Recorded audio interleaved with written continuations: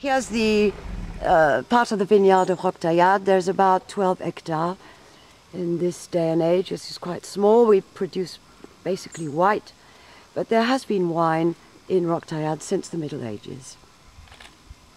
Well, here we have a very good view of the ensemble of Roquetaillade. You've got the old castle from the 11th and 12th century right up to the beginning of the 13th century. Then you have the new castle, 1306, and to the extreme right you can just see the little 12th century chapel, and you can imagine the ramparts that were much higher and that closed off this fortress. So it was quite a highly fortified place. Well, this is another view of the fortifications of Roquetaillade, where preeminently, of course, you see the importance of the old castle. Here you've got a very ramassé view, and you can see the grottos. First level, you can see the fortifications, you can see the old castle, and behind, of course, the new castle. It was from the top of the keep on this side that Vielleux-le-Duc looked out and said, "I will not touch this facade." Do you know what the point of a gargoyle is? These two things, protruding things coming out. All right, there are two functions. First, evacuation of water. And second, they've always got monster heads to say to any bad spirit who wants to come into the house, "Don't come in because we're here already." So it's to keep away evil spirits. The first part built in stone, 11th century, the keep. Most people don't know what a keep means. It's fact, it's the safest place to live in a castle. It's where the family lived. Then you got a 12th century building, and finally you end up with this, which is the new entryway into the village, 1302. Never touched. 1302, the first example of machicoulis, which are these inverted steps that allowed you to drop things down onto people's heads. In the Middle Ages, everything fell on your heads. This was built to protect the village. This was the feudal system.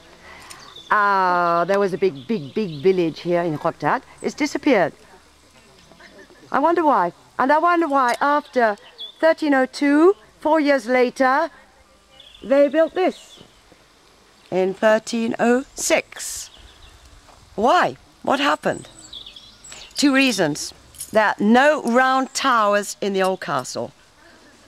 The main reason was money. Very expensive in the Middle Ages to build a castle, and Roquetaillade is built thanks to a pope. Pope Clement V, first French pope in Avignon. This is extremely bizarre. It was built with the money of a pope, first French pope in Avignon, but designed by English military architects. In other words, it's an Edward I castle. It's the only one in France, but if you go to England or Wales, you'll find other castles of this form. Why is this castle still intact? Quite simply because it has always been lived in and by the same family for 700 years. Therefore, it's like your own homes. When something breaks, you mend it. The family lived in the keep. We wait until the 16th century Renaissance, peaceful times. The family leave the keep and they open up the rooms on the first floor. Vielleux-le-Duc arrives in the 19th century to create all the rooms on the ground floor. The original entryway into this feudal village, which is of course extremely interesting in comparison with that one built in 1302.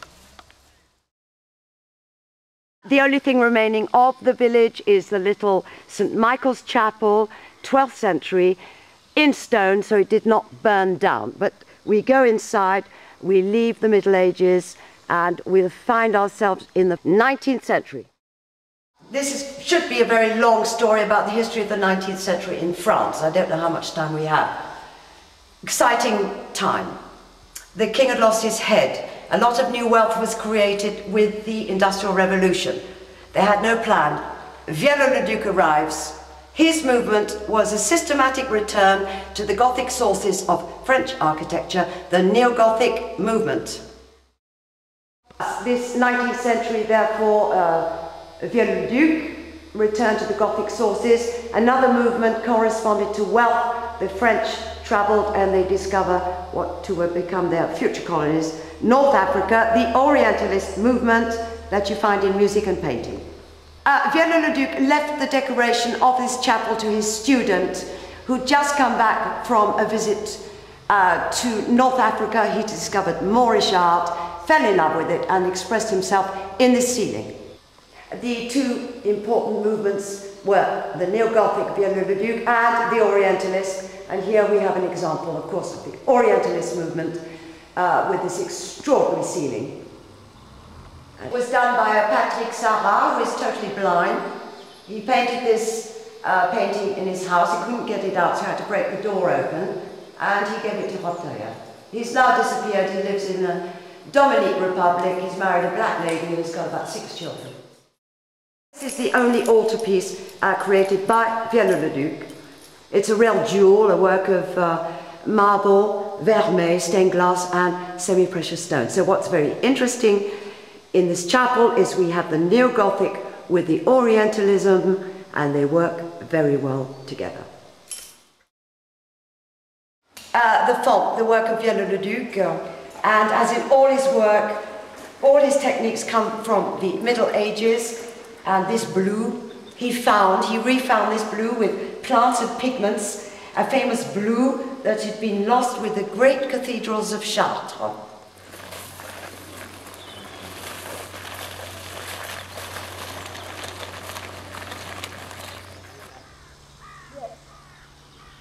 Viollet-le-Duc designed this park. It's obviously the only one he ever designed. And it sort of resembles an organ, like a heart and lungs, and all the main, what do you call them in English? The chemin lead to the vegetable garden. This drawbridge was put in by Viollet-le-Duc as a practical, functional, modern way of getting out of the rooms he's going to create on the ground floor. But as in all his work, a reference to the Middle Ages, there was a put-down which allowed people to escape through the secret passageway that you can see in the wall. You can well imagine by the placement of this secret passageway, there was never any water. These are dry ditches, full of staples of wood, very pointed, to impale the enemy. Just as there was never any water, there were never any drawbridges, there were drop bridges. Instead of going up, they dropped down. Problem is, we don't know how it worked. 2 slits, steps. The guards climb down the steps and push the bridge up. Second hypothesis, every time the bridge drops down, it smashes to pieces, and while waiting to mend it, nobody gets in and nobody gets out. Everybody's stuck. Some coat of arms of the family. The most recent to the right is La Boirie, 18th century. And in the middle, of course, the Marquis de Mauzin, represented by swans, and he was the one who paid for Viollet-le-Duc. And to the left, his wife, I can't even remember, Geneviève de Galard de Béarn, represented by black cows and black swans.